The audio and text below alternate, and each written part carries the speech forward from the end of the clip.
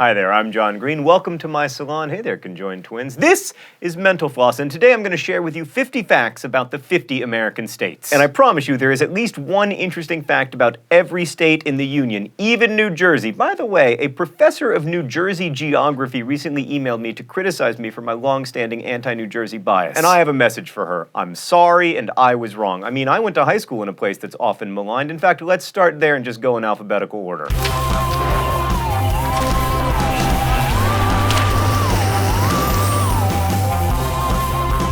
Alabama's largest city, Birmingham, wasn't founded until 1871. It was intended to be a model of industrialization for the post-Civil War South, and that sort of worked. Fortunately for Alabama, that steel mill roller coaster only goes up. In 1921, President Warren G. Harding visited Birmingham for the city's 50th anniversary, and in a speech, he advised the people of Birmingham to extend voting equality to African-American citizens. This was not a popular sentiment in 1921, but it was kind of the most heroic, arguably only heroic moment of Harding's presidency. 99% of Alaska belongs to the federal government, state government, or Alaska Native corporations. Only 1% is held by private citizens. Arizona extended the vote to women in 1912, 8 years before the national arrival of women's suffrage. The state would then go on to spend the next 100 years attempting to restrict the voting rights of various groups. Does that come across as partisan? I mean, it is a fact. In 1881, the Arkansas state legislature passed an act to standardize the pronunciation of the state's name. This law was needed to settle a dispute between the state's two U.S. senators. One wanted to be known as the senator from Arkansas, and the other as the senator from Arkansas. The California gold rush that gave the San Francisco 49ers their name began in January of 1848. In 1970, Denver, Colorado won its bid to host the 1976 Winter Olympics, but in 1972, the city's residents decided they didn't want to pay to host the games, so they rejected the offer.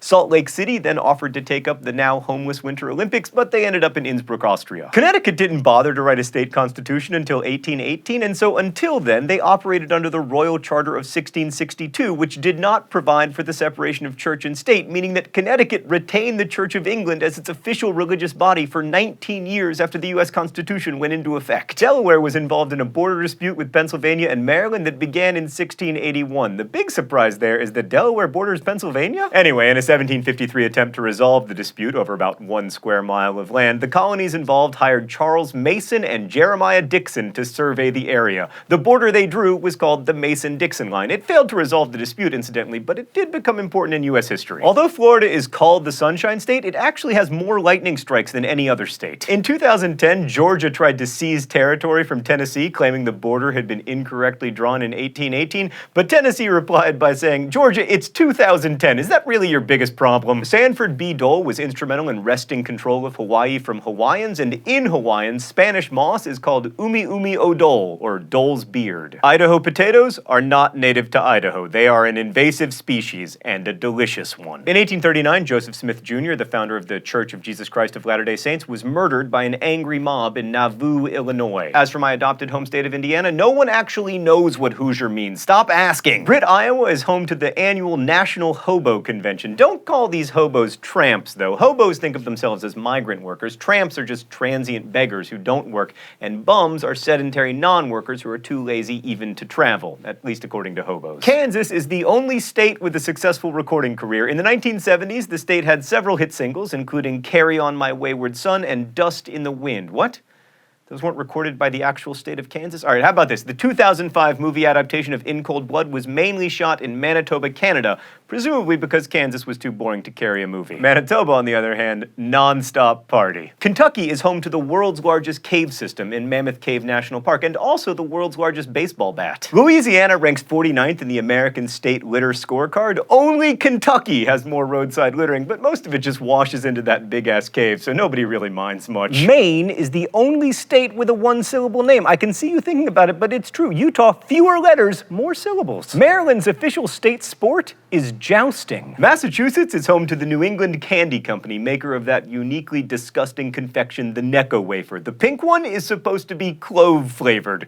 Clove-flavored. That's not candy, that's poison. In 1846, Michigan became the first state to abolish the death penalty. Some believe this was done simply to spite Canada, which still had public executions at the time. Minnesota is known as the land of 10,000 lakes, but in fact, the state has 11,482 lakes larger than 10 acres. They're modest, those Minnesotans. The state of Mississippi produces more farm-raised catfish than any other state in the nation, which I mention primarily because my good friend Townsend Kaiser was named Alabama's Catfish Farmer of the Year in 2009. In 1838, before Missouri was even a state, it got into a border dispute with Iowa called the Honey War. Both territories called their militias to the border, and 3 trees got cut down before the Supreme Court resolved the dispute in favor of Iowa.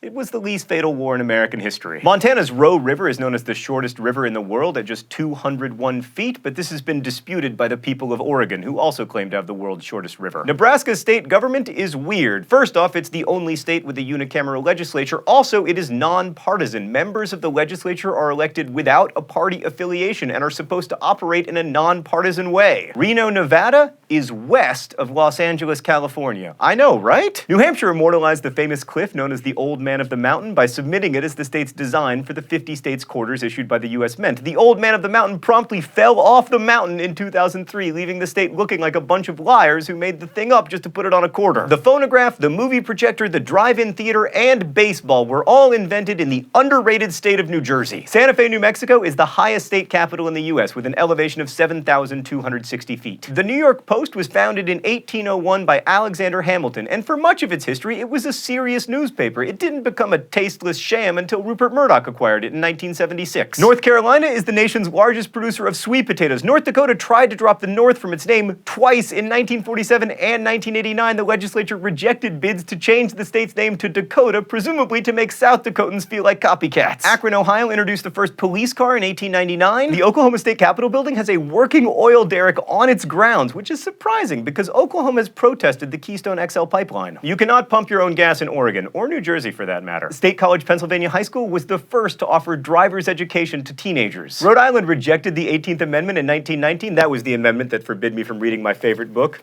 Beauty from Ashes. Due to the tyranny of the majority, they still weren't allowed to drink. Before South Carolina was called the Palmetto State, it was the Iodine State. So there are no goiters in South Carolina, but there are some Big Macs. South Dakota has a fascination with massive sculptures. Not only is it home to Mount Rushmore, it's also home to the still uncompleted Crazy Horse Monument, which was begun in 1948. Despite containing relatively few adherents to ancient Greek religion, Tennessee, for some reason, has a full-scale replica of the Parthenon. The flags of 6 nations have flown over Texas: Spain, France, Mexico, the Republic of Texas, the Confederate States of America, and the United States of America. If you're wondering where the Six Flag chain of amusement parks got its name, yes. Levan, Utah, which is located in the middle of the state, got its name because it's navel spelled backwards. Vermont has the smallest state capital. Montpelier has a population of 7,855, and every one of them is fiercely independent. Virginia has produced 8 presidents: Washington, Jefferson, Madison, Monroe, William Henry Harrison, Tyler, Taylor, and Wilson. Does William Henry Harrison really count? I guess so. Washington's King County, home to Seattle, was originally named for William R. King, vice president under Franklin Pierce. It was renamed in 1986 for Martin Luther King Jr. The first federal women's prison opened in West Virginia in 1926, which gave rise to the women in prison genre of family entertainment. Monroe, Wisconsin claims to be the Swiss cheese capital of the world, in spite of the fact that Swiss cheese is from Switzerland. Also, the largest manufacturer of Swiss cheese in the United States is Brewster Dairy, located in Brewster, Ohio, so that claim is dubious. And lastly, we return to the land of conjoined skeletons to discuss Wyoming, which was the first state to have ladies voting, the first state to mine coal, and the last state where any human being would want to live, by which I mean it is our least populous state. So there you go, 50 facts about 50 states. Thanks for watching Mental Floss, which was made with the help of these nice people. Today's question is, hey, who's that bronze statue of, the one by the corn dog? It so happens that the subject of that statue is also its sculptor, my high school history teacher, Raoul Meyer, who writes Crash Course History. If you have a mind-blowing question, it needn't be about the Cabinet of Curiosities, please ask it in comments. We'll do our best to answer as many of them as we can. Thank you for watching. Best wishes.